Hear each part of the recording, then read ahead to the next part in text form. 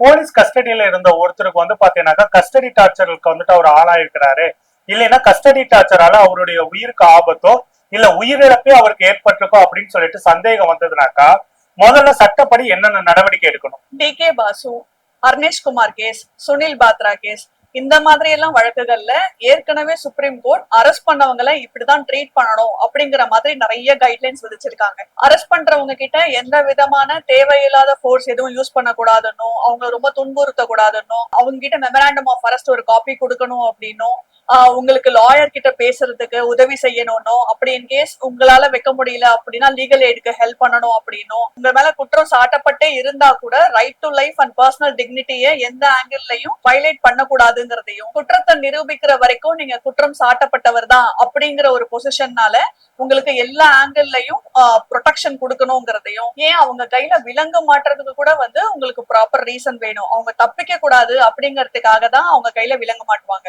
எல்லாரையுமே அரெஸ்ட் பண்ணும்போது இன் general handcuff பண்ண மாட்டாங்க. இந்த மாதிரி ரைட்ஸ் எல்லாம் இருக்கு. சோ உங்களுக்கு கஸ்டடியில வந்து அவங்க டார்ச்சர் அனுபவிக்கிறாங்க அப்படிங்கிற டவுட் இருந்துச்சு அப்படின்னா நீங்க உடனே கோர்ட்டை தான் நீங்க அப்ரோச் பண்ணணும். கோர்ட் அப்ரோச் பண்ணி இந்த மாதிரி உங்களோட பயத்தை நீங்க சொன்னீங்க அப்படின்னா அவங்கள பாக்குறதுக்கோ இல்ல நிஜமாவே அவங்க டார்ச்சர் பண்ணியிருந்தாங்க அப்படின்னா அவங்களுக்கு உண்டான ப்ராப்பர் ரெமடியும் கோர்ட் வழங்கும்.